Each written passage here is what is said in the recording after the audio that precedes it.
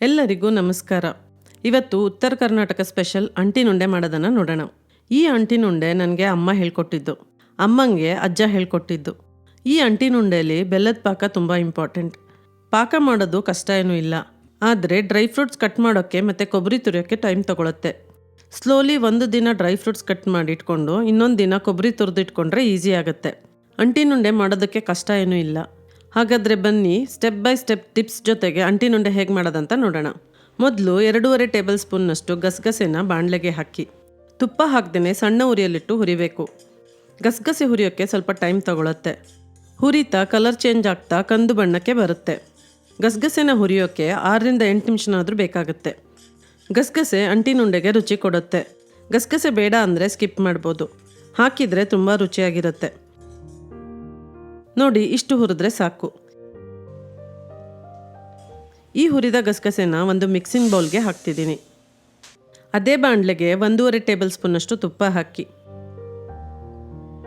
ಸ್ವಲ್ಪ ಸ್ವಲ್ಪನೇ ಅಂಟು ಹಾಕಿ ತುಪ್ಪದಲ್ಲಿ ಕರಿಬೇಕು. ಸಣ್ಣ ಉರಿಯಲ್ಲಿಟ್ಟು ಅಂಟನ್ನು ಕರಿಬೇಕು. ಚೆನ್ನಾಗಿ ಮಿಕ್ಸ್ ಮಾಡ್ತಾ ಅಂಟನ್ನು ತುಪ್ಪದಲ್ಲಿ ಕರಿಬೇಕು. ಸ್ಲೋಲಿ ಅಂಟು ಅರಳೋಕ್ಕೆ ಶುರುವಾಗುತ್ತೆ, ಹಾಗೆ ದಪ್ಪ ಆಗ್ತಾ ಬರುತ್ತೆ. ಇಷ್ಟು ಕರೆದ್ರೆ ಸಾಕು. ಸರಿ ಕರೀಲಿಲ್ಲ ಅಂದರೆ ಒಳಗಡೆ ಗಟ್ಟಿ ಉಳಿಯುತ್ತೆ. ಹಾಗೆ ಉಂಡೆಗೆ ಹಾಕಿದರೆ ತಿನ್ನುವಾಗ ಹಲ್ಲಿಗೆ ಅಂಟತ್ತೆ. ಸೊ ಕರೆಕ್ಟಾಗಿ ಅಂಟನ್ನು ಫ್ರೈ ಮಾಡಬೇಕು. ಈ ಕರಿದ ಅಂಟನ್ನು ಒಂದು ಪ್ಲೇಟ್ಗೆ ಹಾಕ್ತಿದ್ದೀನಿ. ನಾನಿಲ್ಲಿ 2ರಿಂದ 3 ಬ್ಯಾಚ್ನಲ್ಲಿ ಸ್ವಲ್ಪ ಸ್ವಲ್ಪನೇ ಅಂಟನ್ನು ಹಾಕಿ ಕರಿತಾ ಇದ್ದೀನಿ. ಮತ್ತೆ ಅರ್ಧ ಟೇಬಲ್ ಸ್ಪೂನ್ನಷ್ಟು ತುಪ್ಪ ಹಾಕ್ತಾ ಅಂಟನ್ನು ಕರಿತಿದ್ದೀನಿ. ನೋಡಿ ಹೇಗೆ ಅರಳ್ತಾ ಇದೆ. ಟೋಟಲ್ ಆಗಿ 3 ಟೇಬಲ್ ಸ್ಪೂನ್ನಷ್ಟು ಅಂಟನ್ನು ಉಪಯೋಗಿಸಿದ್ದೀನಿ. ತುಂಬ ಒಟ್ಟಿಗೆ ಹಾಕಿದರೆ ಸರಿಯಾಗಿ ಫ್ರೈ ಆಗಲ್ಲ, ಹಾಗೆ ತುಂಬ ತುಪ್ಪ ಬೇಕಾಗುತ್ತೆ. ಈ ಕರಿದ ಅಂಟನ್ನು ಕೂಡ ಅದೇ ತಟ್ಟೆಗೆ ಹಾಕ್ತಿದ್ದೀನಿ. ನೋಡಿ, ಫ್ರೈ ಆದಮೇಲೆ ಇಷ್ಟು ಆಗಿದೆ. ಅದೇ ಉಳಿದ ತುಪ್ಪಕ್ಕೆ 1 ಟೇಬಲ್ ಸ್ಪೂನ್ನಷ್ಟು ತುಪ್ಪ ಹಾಕಿ ಅರ್ಧ ಕಪ್ ಅಥವಾ 70 ಗ್ರಾಮ್ನಷ್ಟು ಗೋಡಂಬಿನ ಸಣ್ಣಕ್ಕೆ ಕಟ್ ಮಾಡಿ ಹಾಕಿದ್ದೀನಿ. ಸಣ್ಣ ಉರಿಯಲ್ಲಿಟ್ಟು ಗೋಡಂಬಿನ ಕಂದು ಬಣ್ಣಕ್ಕೆ ಬರುವವರೆಗೆ ಹುರಿಬೇಕು. ಎಲ್ಲ ಡ್ರೈ ಫ್ರೂಟ್ಸನ್ನ ಹುರಿಯೋದಕ್ಕೆ ಸ್ವಲ್ಪ ಟೈಮ್ ತಗೊಳುತ್ತೆ. ಇಷ್ಟು ಹುರಿದ ಮೇಲೆ ಬೇರೆ ಬೌಲ್ಗೆ ಹಾಕಿದ್ದೀನಿ. ಮತ್ತೆ 1 ಟೇಬಲ್ ಸ್ಪೂನ್ನಷ್ಟು ತುಪ್ಪ ಹಾಕಿ ಅರ್ಧ ಕಪ್ ಅಥವಾ 70 ಗ್ರಾಮ್ನಷ್ಟು ಕಟ್ ಮಾಡಿದ ಬಾದಾಮಿ ಹಾಕಿದ್ದೀನಿ. ಇದನ್ನು ಕೂಡ ಸಣ್ಣ ಉರಿಯಲ್ಲಿಟ್ಟು ಕಂದು ಬಣ್ಣಕ್ಕೆ ಬರುವವರೆಗೆ ಹುರಿಬೇಕು. ಎಲ್ಲ ಡ್ರೈ ಫ್ರೂಟ್ಸ್ಗಳನ್ನು ಹೆಚ್ಚು ಕಡಿಮೆ ಕೂಡ ಹಾಕ್ಬೋದು, ಇಷ್ಟೇ ಹಾಕಬೇಕಂತ ಏನೂ ಇಲ್ಲ. ನೋಡಿ, ಇಷ್ಟಾದಮೇಲೆ ಇದನ್ನು ಕೂಡ ಬೇರೆ ಬೌಲ್ಗೆ ಹಾಕಿದ್ದೀನಿ. ಉಳಿದ ತುಪ್ಪಕ್ಕೆ 1 ಟೇಬಲ್ ಸ್ಪೂನಷ್ಟು ತುಪ್ಪ ಹಾಕಿ 1/4 ಕಪ್ ಅಥವಾ 130 ಗ್ರಾಮ್ನಷ್ಟು ಕಟ್ ಮಾಡಿದ ಉತ್ತುತ್ತೆ ಹಾಕಿ. ನಾನಿಲ್ಲಿ ಉತ್ತುತ್ತೆನ ಕಲ್ಲಲ್ಲಿ ಜಜ್ಜಿ ಬೀಜ ತೆಗೆದು ಸಣ್ಣಕ್ಕೆ ಕಟ್ ಮಾಡಿ ಹಾಕಿದ್ದೀನಿ. ಇದನ್ನು ತುಪ್ಪದಲ್ಲಿ ಹುರಿಯೋಕ್ಕೆ ಸ್ವಲ್ಪ ಟೈಮ್ ತಗೊಳುತ್ತೆ, ಹಾಗೆ ಸ್ವಲ್ಪ ತುಪ್ಪ ಜಾಸ್ತಿ ಬೇಕಾಗತ್ತೆ. ಸಣ್ಣ ಉರಿಯಲ್ಲಿಟ್ಟು ಪೇಷನ್ಸ್ನಿಂದ ಹುರಿಬೇಕು. ತುಪ್ಪ ಕಡಿಮೆ ಅನಿಸಿದರೆ ಅರ್ಧ ಟೇಬಲ್ ಸ್ಪೂನ್ನಷ್ಟು ಹಾಕಿ. ಹಾಗೆ ಸ್ವಲ್ಪ ಸ್ವಲ್ಪ ತುಪ್ಪ ಹಾಕ್ತಾ ಡ್ರೈ ಫ್ರೂಟ್ಸನ್ನ ಕರೆದ್ರೆ ಒಳ್ಳೆಯದು. ಯಾಕಂದರೆ ಜಾಸ್ತಿ ತುಪ್ಪ ಹಾಕಿದರೆ ಉಂಡೆ ಕಟ್ಟುವಾಗ ಕಷ್ಟ ಆಗುತ್ತೆ, ಹಾಗೆ ಉಂಡೆಯಲ್ಲಿ ತುಪ್ಪ ಜಾಸ್ತಿ ಅನಿಸುತ್ತೆ. ಉತ್ತುತ್ತೆನ ಇಷ್ಟು ಹುರಿದ್ರೆ ಸಾಕು, ಜಾಸ್ತಿ ಹುರಿಬೇಡಿ, ಬಿಸಿಗೆ ಇನ್ನೂ ಸ್ವಲ್ಪ ಕೆಂಪಗಾಗತ್ತೆ. ಇದನ್ನು ಕೂಡ ಒಂದು ಸಪರೇಟ್ ಬೌಲಿಗೆ ಹಾಕಿ ತಣಿಯಲು ಬಿಡಿ. ಬಾಣಲೆಗೆ 1 ಟೇಬಲ್ ಸ್ಪೂನ್ನಷ್ಟು ತುಪ್ಪ ಹಾಕಿ 1/4 ಕಪ್ ಅಥವಾ 30 ಗ್ರಾಮ್ನಷ್ಟು ಒಣ ದ್ರಾಕ್ಷಿ ಹಾಕಿದ್ದೀನಿ. ದ್ರಾಕ್ಷಿನೂ ಕೂಡ ಸಣ್ಣ ಉರಿಯಲ್ಲಿಟ್ಟು ಹುರಿಬೇಕು. ಸ್ಲೋಲಿ ದಪ್ಪ ಆಗ್ತಾ ಬರುತ್ತೆ.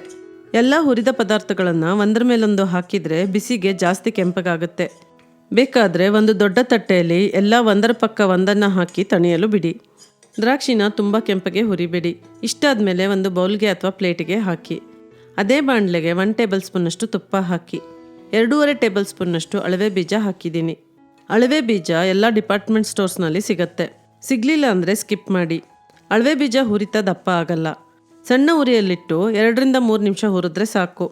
ಅಳವೆ ಬೀಜದಲ್ಲಿ ತುಂಬ ಒಳ್ಳೆ ಗುಣಗಳಿವೆ. ನೋಡಿ, ಇಷ್ಟ ಆದರೆ ಸಾಕು.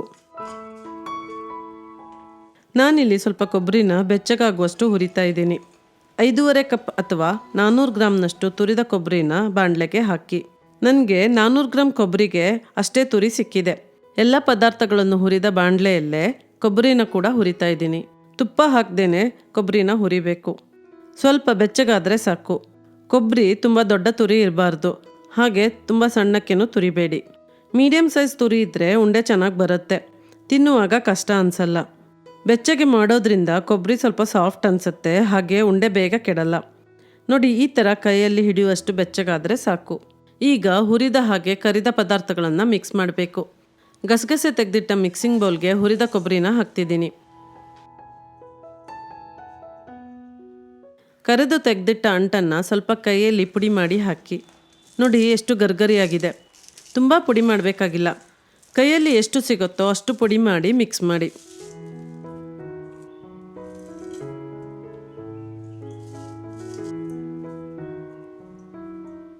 ಈಗ ಹುರಿದ ಗೋಡಂಬಿ, ಹುರಿದ ಉತ್ತುತ್ತೆ, ಹುರಿದ ಬಾದಾಮಿ, ದ್ರಾಕ್ಷಿ ಹಾಗೆ ಅಳವೆ ಬೀಜ ಹಾಕಿ.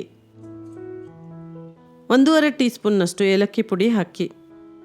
ಎಲ್ಲವನ್ನು ಚೆನ್ನಾಗಿ ಮಿಕ್ಸ್ ಮಾಡಿ.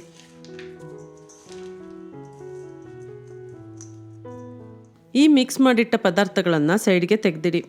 ಅದೇ ಬಾಣಲೆನ ತೊಳೆದು ಅದಕ್ಕೆ 2.5 ಕಪ್ನಷ್ಟು ಅಥವಾ 350 ಗ್ರಾಮ್ನಷ್ಟು ಬೆಲ್ಲ ಹಾಕಿ. 4 ಟೇಬಲ್ ಸ್ಪೂನ್ನಷ್ಟು ನೀರು ಹಾಕಿ. ಬೆಲ್ಲವನ್ನು ಚಾಕುನಲ್ಲಿ ಸಣ್ಣಕ್ಕೆ ಕಟ್ ಮಾಡಿ ಹಾಕಿದ್ದೀನಿ. ಮಧ್ಯಮ ಉರಿಯಲ್ಲಿಟ್ಟು ಬೆಲ್ಲನ ಕರಗಿಸ್ಬೇಕು. ನಾನಿಲ್ಲಿ ಬಕೆಟ್ ಬೆಲ್ಲನ ಉಪಯೋಗಿಸಿದ್ದೀನಿ. ಈ ಬೆಲ್ಲ ಉಂಡೆಗೆ ಕಲರ್ ಚೆನ್ನಾಗಿ ಕೊಡುತ್ತೆ, ಹಾಗೆ ರುಚಿಯಾಗಿರುತ್ತೆ. ಪಾಕ ಕರೆಕ್ಟಾಗಿ ಬರುತ್ತೆ. ಬೇರೆ ಆರ್ಗ್ಯಾನಿಕ್ ಬೆಲ್ಲದಲ್ಲಿ ನಾನು ಟ್ರೈ ಮಾಡಿಲ್ಲ. ಆರ್ಗ್ಯಾನಿಕ್ ಬೆಲ್ಲ ಜಾಸ್ತಿ ಸಿಹಿ ಇರಲ್ಲ. ಅದರಲ್ಲಿ ಮಾಡೋದಾದರೆ ಸ್ವಲ್ಪ ಬೆಲ್ಲ ಜಾಸ್ತಿ ಹಾಕಬೇಕಾಗತ್ತೆ. ಬೆಲ್ಲದಲ್ಲಿ ಕಸ ಕಲ್ಲು ಇರೋದ್ರಿಂದ ಕರಗಿದ ಮೇಲೆ ಜರಡಿಯಲ್ಲಿ ಸೋಸಿಟ್ಟು ಆಮೇಲೆ ಪಾಕ ಮಾಡಬೇಕು. ಬಾಣಲೆನ ತೊಳೆದು ಸೋಸಿದ ಬೆಲ್ಲದ ನೀರನ್ನು ಹಾಕಿ. ಬೆಲ್ಲದ ಅಳತೆ ಹೇಗಂದರೆ 400 ಗ್ರಾಮ್ ಕೊಬ್ಬರಿಗೆ 350 ಗ್ರಾಮ್ನಷ್ಟು ಬೆಲ್ಲ ಬೇಕಾಗತ್ತೆ. ಸ್ಲೋಲಿ ಕುದಿಯೋಕ್ಕೆ ಶುರುವಾಗತ್ತೆ. ಕುದೀತಾ ಈ ಥರ ನೊರೆ ಬರೋಕ್ಕೆ ಶುರುವಾಗತ್ತೆ. ಬೆಲ್ಲ ಕುದೀತಾ ಇರುವಾಗ 1 ಟೇಬಲ್ ಸ್ಪೂನ್ನಷ್ಟು ತುಪ್ಪ ಹಾಕಿದ್ದೀನಿ. ತುಪ್ಪದ ಘಮ ಉಂಡೆಯಲ್ಲಿ ಚೆನ್ನಾಗಿ ಸೇರುತ್ತೆ.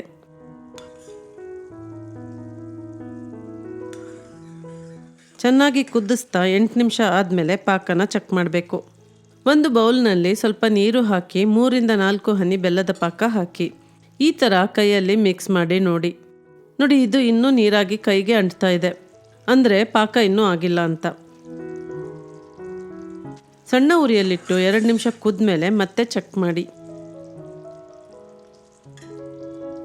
ನೋಡಿ ಈಗ ಸಾಫ್ಟ್ ಉಂಡೆ ಥರ ಆಗಿದೆ. ಇಷ್ಟಾದರೆ ಸಾಕು. ಇದಕ್ಕೆ ಉಂಡೆ ಪಾಕ ಅಂತಾರೆ. ಹಾಗೆ ಅಮ್ಮ ಹೇಳೋದು ಬೆಣ್ಣೆ ಪಾಕ ಅಂತ. ಬೆಣ್ಣೆ ಥರ ಸಾಫ್ಟ್ ಆಗಿರುತ್ತೆ. ಇಷ್ಟಾದಮೇಲೆ ಸ್ಟವ್ನಿಂದ ಇಳಿಸಿ ಸೈಡ್ಗೆ ತೆಗೆದಿಡಿ. ಮಿಕ್ಸ್ ಮಾಡಿಟ್ಟ ಕೊಬ್ಬರಿ ಮಿಶ್ರಣವನ್ನು ಒಂದ್ಸಲ ಮಿಕ್ಸ್ ಮಾಡಿ. ಇದರಲ್ಲಿ ಸ್ವಲ್ಪ ಬೇರೆ ತೆಗೆದಿಟ್ಟು ಪಾಕನ ಮಿಕ್ಸ್ ಮಾಡಬೇಕು. ಅರ್ಧದಷ್ಟು ತೆಗೆದಿಟ್ಟರೂ ಪರವಾಗಿಲ್ಲ. ಒಂದು ಬೇರೆ ತಟ್ಟೆಗೆ ಹಾಕಿ.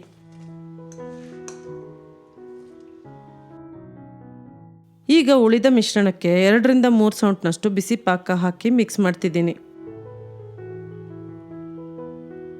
ಬಿಸಿ ಇರೋದ್ರಿಂದ ಸೌಟಲ್ಲಿ ಮಿಕ್ಸ್ ಮಾಡಿ. ಸ್ವಲ್ಪ ತಣ್ಣಗಾದ್ಮೇಲೆ ಕೈಯಲ್ಲಿ ಚೆನ್ನಾಗಿ ಮಿಕ್ಸ್ ಮಾಡಿ ನೋಡಿ. ಮಿಶ್ರಣ ಸ್ವಲ್ಪ ಡ್ರೈ ಅನಿಸ್ತಾ ಇದೆ. ಸೊ ಇನ್ನೊಂದು ಸೌಟ್ ಬೆಲ್ಲ ಪಾಕನ ಹಾಕಿ ಮಿಕ್ಸ್ ಮಾಡ್ತಿದ್ದೀನಿ. ಕೈಯನ್ನು ತೊಳೆದು ನೀರಿಲ್ಲದ ಹಾಗೆ ಒರೆಸ್ಕೊಂಡು ಚೆನ್ನಾಗಿ ಮಿಕ್ಸ್ ಮಾಡಿ. ಈ ಥರ ಮಿಶ್ರಣ ಅಂಟಾಗಿರಬೇಕು. ಒಂದ್ಸಲ ಉಂಡೆ ಕಟ್ಟಿ ನೋಡಿ. ಈ ಹದದಲ್ಲಿದ್ದು ಉಂಡೆ ಕಟ್ಟೋಕ್ಕೆ ಬಂದರೆ ಉಂಡೆನ ಕಟ್ಬೋದು. ಇಲ್ಲ ಅಂದರೆ ಅರ್ಧ ಸೌಟ್ನಷ್ಟು ಪಾಕ ಹಾಕಿ ಮಿಕ್ಸ್ ಮಾಡಿ. ನೋಡಿ ಎಷ್ಟು ಪರ್ಫೆಕ್ಟಾಗಿ ಉಂಡೆ ಬಂದಿದೆ.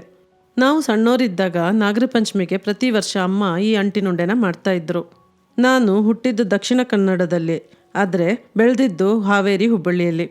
ಅಜ್ಜ ಅಜ್ಜಿ ಎಲ್ಲ ಅಲ್ಲೇ ಇದ್ದಿದ್ದರಿಂದ ನಾಗರ ಪಂಚಮಿ ಉತ್ತರ ಕರ್ನಾಟಕ ಸ್ಟೈಲ್ನಲ್ಲಿ ಮಾಡ್ತಿದ್ರು. ಹಾಗೆ ಅಮ್ಮ ಅಪ್ಪನೂ ಅದನ್ನೇ ಫಾಲೋ ಮಾಡ್ತಾ ಬಂದರು. ಅಜ್ಜ ಅಡುಗೆ ಭಟ್ರು ಆಗಿದ್ದರು. ಹಾಗೆ ನಂತರ ಹೋಟ್ಲ್ ಇಟ್ಟಿದ್ರು. ಹಾಗಾಗಿ ಅವರಿಗೆ ತುಂಬ ಚೆನ್ನಾಗಿ ಸ್ವೀಟ್ಸ್ ಮಾಡೋಕ್ಕೆ ಬರ್ತಿತ್ತು. ನಾಗರ ಪಂಚಮಿಗೆ ಅಂಟಿನುಂಡೆ, ಬೇಸನ್ ಉಂಡೆ, ಹುರ್ಗಡ್ಲೆ ತಂಬಿಟ್ಟು ಉಂಡೆ ಮತ್ತು ಶೇಂಗಾ ಉಂಡೆ ಮಾಡ್ತಾಯಿದ್ರು.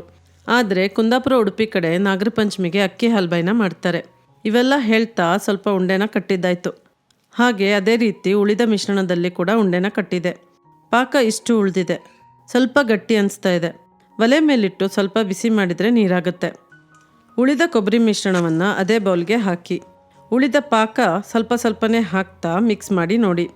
ಒಂದೇ ಸಲ ಪಾಕ ಹಾಕಿ ಮಿಕ್ಸ್ ಮಾಡಿದರೆ ಉಂಡೆ ಕೊಟ್ಟೋಕ್ಕೆ ಕಷ್ಟ ಆಗುತ್ತೆ. ಯಾಕಂದರೆ ಬಿಸಿ ಪಾಕ ಹಾಕಿ ಮಿಕ್ಸ್ ಮಾಡುವಾಗ ಮಿಶ್ರಣ ಬೇಗ ಗಟ್ಟಿಯಾಗಿ ಡ್ರೈ ಆಗುತ್ತೆ. ಸೊ ಈ ಥರ ಮಾಡಿದರೆ ಕರೆಕ್ಟಾಗಿ ಬರುತ್ತೆ. ಒಂದು ಸಲ ಕೈಯಲ್ಲಿ ಮಿಕ್ಸ್ ಮಾಡಿ ನೋಡಿ. ಇನ್ನೂ ಬೇಕಾದರೆ ಹಾಕಿ ಮಿಕ್ಸ್ ಮಾಡಿ. ಅದೇ ರೀತಿ ಉಳಿದ ಮಿಶ್ರಣದಲ್ಲಿ ಕೂಡ ಉಂಡೆನ ಕಟ್ಟಿ. ನಾನಿಲ್ಲಿ ಹೇಳಿದ ಕೊಬ್ಬರಿ ಮತ್ತು ಬೆಲ್ಲದ ಅಳತೆ ಕರೆಕ್ಟಾಗಿದೆ. ಎಲ್ಲ ಮೆಷರಿಂಗ್ ಕಪ್ ಅಳತೆಯಲ್ಲಿ ಹೇಳಿದ್ದೀನಿ, ಹಾಗೆ ಗ್ರಾಮ್ಸ್ನಲ್ಲಿ ಕೂಡ ಹೇಳಿದ್ದೀನಿ. ನೋಡಿ, ಫುಲ್ ಪಾಕ ಖಾಲಿಯಾಗಿದೆ. ತುಪ್ಪ ಅರ್ಧ ಕಪ್ ಅಥವಾ 120 ಗ್ರಾಮ್ನಷ್ಟು ಉಪಯೋಗಿಸಿದ್ದೀನಿ. ಬೆಳೀತಾ ಇರೋ ಮಕ್ಕಳಿಗೆ ಈ ಅಂಟಿನುಂಡೆನ ದಿನ ಒಂದು ಕೊಟ್ಟರೆ ತುಂಬ ಹೆಲ್ಪ್ ಆಗುತ್ತೆ. ಅಮ್ಮ ನನಗೆ ಮತ್ತು ಅಕ್ಕ ತಂಗಿಗೆಲ್ಲ ಬಾಣಂತನಕ್ಕೆ ಹೋದಾಗ ಅಂಟಿನುಂಡೆನ ಮಾಡಿ ಕೊಡ್ತಾಯಿದ್ರು. ಸೊಂಟ ಗಟ್ಟಿ ಆಗೋಕ್ಕೆ ಅಳವೆ ಮತ್ತು ಅಂಟು ತುಂಬ ಒಳ್ಳೆಯದು. ನಾನು ಮಾಡಿದ ಈ ಅಳತೆಗೆ ಹಾಗೆ ಈ ಸೈಜ್ ಉಂಡೆಯಲ್ಲಿ 40 ಉಂಡೆ ರೆಡಿಯಾಗಿದೆ. ಈ ಅಂಟಿನುಂಡೆನ ಏರ್ಟೈಟ್ ಬಾಕ್ಸ್ನಲ್ಲಿ ಹಾಕಿಟ್ರೆ 1.5 ಇಂದ 2 ತಿಂಗಳು ಹೊರಗಡೆನೇ ಇಟ್ಟು ಉಪಯೋಗಿಸ್ಬೋದು. ಪ್ರತಿ ಸಲ ತೆಗೆಯುವಾಗ ಉಂಡೆ ನೀರು ತಾಗದೇ ಇರೋ ಹಾಗೆ, ಅಂದರೆ ಡ್ರೈ ಕೈಯಲ್ಲಿ ತೆಗೆದ್ರೆ ಹಾಳಾಗಲ್ಲ. ಈ ಟ್ರೆಡಿಷ್ನಲ್ ಅಂಟಿನುಂಡೆ ನಿಮಗೆಲ್ಲ ಇಷ್ಟ ಆಗುತ್ತೆ ಅಂತ ಅಂದ್ಕೊಂಡಿದ್ದೀನಿ. ಇಷ್ಟವಾದರೆ ಲೈಕ್ ಮಾಡಿ, ಹಾಗೆ ನನ್ನ ಚಾನಲ್ಗೆ ಸಬ್ಸ್ಕ್ರೈಬ್ ಮಾಡಿ. Thank you.